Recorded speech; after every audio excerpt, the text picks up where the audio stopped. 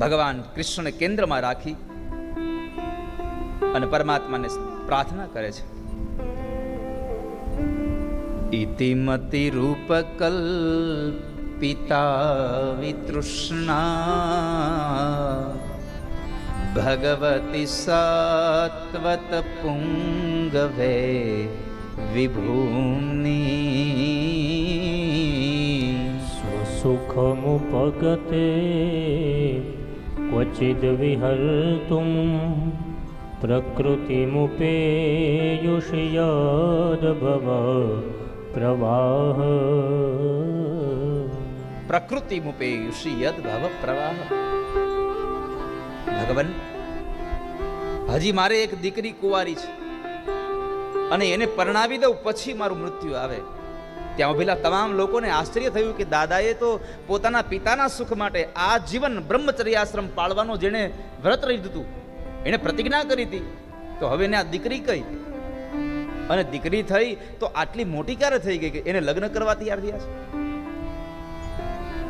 પણ ભગવાન સમજી ગયા હતા કે દાદાએ મને કહ્યું છે કે મારી બુદ્ધિરૂપી કન્યા હજી કુંવારી છે, કોઈનામાં લાગી નથી. જ્યાં સુધી બુદ્ધિરૂપી કન્યાને હું પરણાવી ન દઉં ત્યાં સુધી મને મૃત્યુ નહીં આવે. ભગવાન, મારી બુદ્ધિરૂપી કન્યાનો હાથ તમે સ્વીકારો, મારી દીકરીને તમે હાથ ચાલો. ભગવાને કીધું, દાદા તમારી દીકરી માટે હું તમને ગમું છું, પણ તમારી દીકરીને તો પૂછો હું એને ગમું છું કે નહીં. ત્યારે ભગવાન સાંભળે, ભગવાનને સંબોધન કરી અને દાદા ભીષ્મ કહે છે કે ભગવાન, આ સંસારમાં કોણ એવી સ્ત્રી છે જે તમને ન પસંદ કરે? કોણ એવી સ્ત્રી છે જે તમને તમારી હારે પરણવા તૈયાર ન થાય?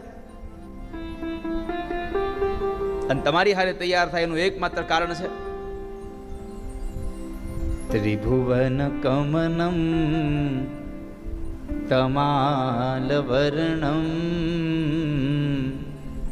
રવિકર ગૌરવરમ બરમ દધાને વપુરલકકુલા વૃતાનનાબ્જમ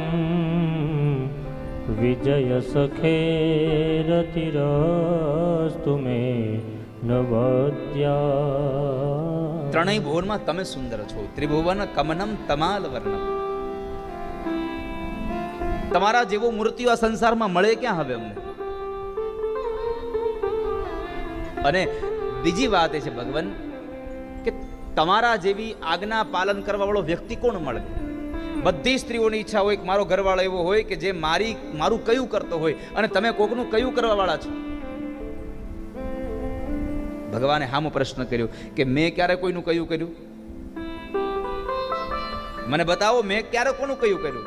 એટલે દાદાએ કહ્યું, પ્રભુ તમને યાદ નહીં હોય, હું યાદ કરાવી દઉં કે જ્યારે કુરુક્ષેત્રના મેદાનમાં બે સેનાઓ સામસામે ઊભી હતી, કૌરવો અને પાંડવોની, ત્યારે અર્જુનના સારથી બન્યા. ત્યારે પરમાત્મા અર્જુને તમને કહ્યું હતું કે મારો રથ બંને સેનાની મધ્યમાં લઈ જાઓ કેશવ. તમને પ્રાર્થના નહોતી કરી કે પ્રભુ તમે લઈ જાશો?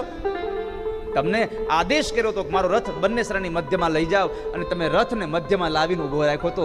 અર્જુનની આજ્ઞાનું પાલન કરનારા છો, એટલે મારી મતિરૂપી કન્યા તમને વરવા તૈયાર છે કે તમે કોઈકનું કયું કરનારા છો. સપદી સખી વચો નિશમ્ય મધ્યે નિજ પરયોર બલયોર રથમ નિવેશ્ય સ્થિતવતી પરસે નિકાયુરક્ષણા રતવતી પાર્થ સખેરતીર મમાસ્તુ. બીજું, તમને પસંદ જે કરે છે મારી મતિરૂપી કન્યા, એનું કારણ એ છે કે તમે બીજાને બળ આપનારા છો. જ્યારે અર્જુને કહ્યું કે હવે બધા તો મારા છે, હું નહીં મારું એને, અને ત્યારે તેમે કહ્યું હતું કે તારે મારવાના ક્યાં છે? મરી તો ક્યારના ગયા છે મારી નજર માત્રથી. અને લખ્યું છે અહીંયા કે ભગવાનની એક નજર માત્રથી, પરમાત્માએ એક નજર ખાલી કૌરવોની સેના ઉપર કરી તો ભગવાને કૌરવોની સેનાનું આયુષ્ય હણી નાખ્યું. ભગવાને કીધું, અર્જુન તારે તો ખાલી માધ્યમ બનવાનું છે, બાકી તો બધું થતું જ રહેવાનું છે. એટલે તું આ બધાને માર.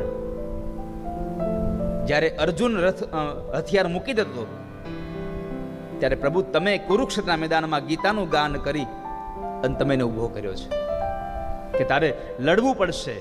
ઉત્તિષ્ઠ કૌંતેય, હે કુંતાના દીકરા ઉભો થા, તારે લડવું પડશે. આ તમારું શૌર્ય જોઈ, આ તમારી વીરતા જોઈ અને મારી આ મતિરૂપી કન્યા તમને પરણવા તૈયાર થઈ છે. અને છેલ્લે ભગવાન, તમે સૌની લાજ રાખવા વાળા છો, તમારા ભક્તોની લાજ તમે રાખો છો. દાદા, મેં ક્યાં કોઈની લાજ રાખી? તો કહે છે તમને યાદ કરાવું, જ્યારે અર્જુન અને દુર્યોધન તમારી પાસે યુદ્ધની મદદ માંગવા આવ્યા હતા ત્યારે તમે શું કહ્યું હતું? કે મારી પ્રતિજ્ઞા છે કે એક બાજુ મારી નારાયણની સેના રહેશે અને એક બાજુ હું રહીશ, પણ હું હાથમાં હથિયાર નહીં લઉં. ભગવાને પ્રતિજ્ઞા કરી હતી કે હું કુરુક્ષેત્રના મેદાનમાં હાથમાં હથિયાર નહીં લઉં.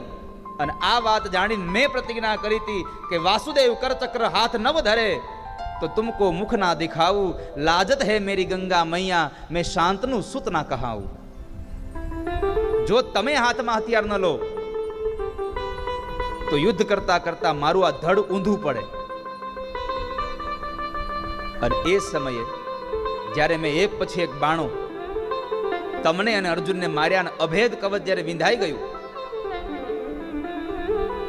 અર્જુન લોહીથી ખરડાયો અને તમને થયું કે હવે મારા અર્જુનને મારી નાખશે આ, ત્યારે યાદ કરો તમે રથમાંથી કૂદી પડ્યા હતા. રથમાંથી ઉતર્યા નહોતા, રથમાંથી કૂદી પડી નીચે આવી અને બાજુમાં તૂટેલા રથનું પૈડું લઈ અને મને મારવા આવ્યા હતા. ભગવાન જાણે કોઈ શિકારની સામે દોડતા હોય એમ પરમાત્મા ચક્ર લઈને દોડ્યા છે. પેલો અર્જુન ભગવાનના પગ પકડે છે. પ્રભુ, તમારી પ્રતિજ્ઞા છે કે હાથમાં હથિયાર નહીં લઉં, છતાં પણ તમે કશું ધ્યાન ન રાખ્યું અને મને મારવા આવ્યા. મેં હથિયાર મૂકીને તમને કીધું, પ્રભુ તમારી પ્રતિજ્ઞા તૂટી ગઈ, તમે હાથમાં હથિયાર લીધું. તો તમે તો શું કહેતા હતા કે આ તો રથનું પૈડું છે, આને હથિયાર ન કહેવાય. તો ભગવાન યાદ રાખજો, કોઈને મારવા માટે હાથમાં લીધેલો નાનો પથ્થર પણ, કોઈને મારવા માટે હાથમાં લીધેલો નાનો પથ્થર પણ એ શસ્ત્ર કહેવાય છે. અને તમે તો રથનું આખું ચક્ર લઈને આવ્યા હતા. અને ત્યારે ભગવાન તમે જ બોલ્યા હતા, ડારી ચક્ર હરિ હસી पर्यो ઉતર દિયો વ્રજરાજ,